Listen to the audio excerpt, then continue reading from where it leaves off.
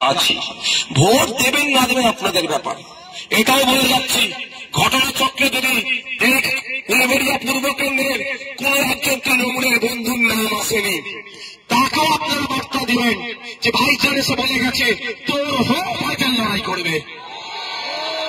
এখানে Trinamool, BJP, ISF, Congress নয়, ঘটনাচক্রে উলুবেড়িয়া পূর্বের যে একজন বিজেপির তথ্য সমর্থক কিন্তু বৈধ ভোটার তার নাম বাদ চলে গেছে, তাকেও আপনারা সাহস দেবেন। সে তার ভালো লেগেছে বিজেপি করছে, তার ভালো লেগেছে তৃণমূল করছে, তার ভালো লেগেছে সিপিএম করছে, তার ভালো লেগেছে কংগ্রেস করছে, তার ভালো লাগলে আইএসএফ করেনি। কিন্তু আমার কাছে এটা মানদণ্ড নয়, আমার কাছে মানদণ্ড হচ্ছে মানবতা, আমার কাছে মানদণ্ড হচ্ছে সংবিধান।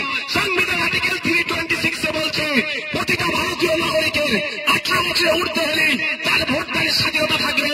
আর নির্বাচন কমিশন যদি তার ভোটদানের স্বাধীনতাকে কেড়ে নেয়, সে বিজেপি হোক, তৃণমূল হোক, আর যে দল করে করে গেল আইএসএফের চরম বিরোধী হল, তার পাশে অন্য কেউ থাকুক আর নাই থাকুক, সংবিধানের অধিকার রক্ষার জন্য তার পাশে আইএসএফ থাকবে, নওশাদ সিদ্দিকী থাকবে। কোন ভয়ের?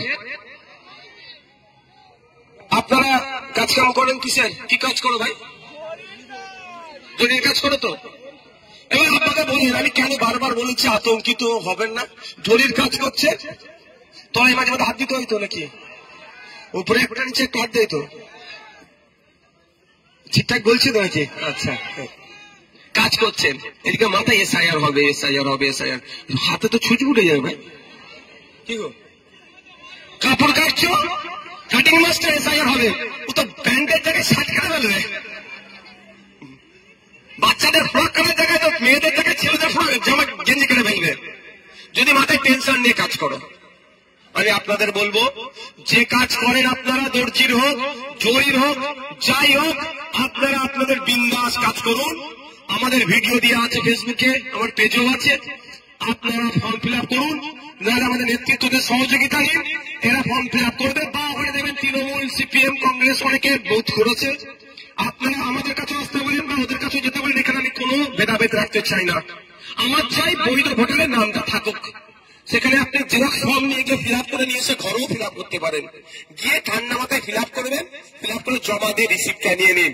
জরির কাজটা মন দিয়ে করুন, এমনি জরির অবস্থা খারাপ হয়ে গেছে, বেশি কাজ করতে হচ্ছে, কম কামানি পেচ্ছে।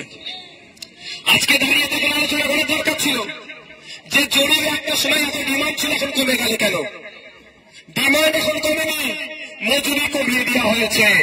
মধ্যিখানে দালাল ভুলফুলেরা আপনাদের মজুরিকে চুরি করছে। সরকারের কাজ ছিল এই দর্জি, এই জরি শ্রমিকদের দুর্দশার কথা চিন্তা করা। সরকারের কাজ ছিল কি এই দর্জি বা জরি শ্রমিকদের যাতে দিনের আয় পায় তার ব্যবস্থা করা। সরকারের কাজ কি ছিল আন্তর্জাতিক স্তরে এখান থেকে এই দর্জির বা জরির কাজ তাদের কাছে যেতে পারে তার ব্যবস্থা করা। তার পরিবর্তে সরকার আপনাকে কি করছে? এসআইআর লাইনে লাগিয়ে দিচ্ছে।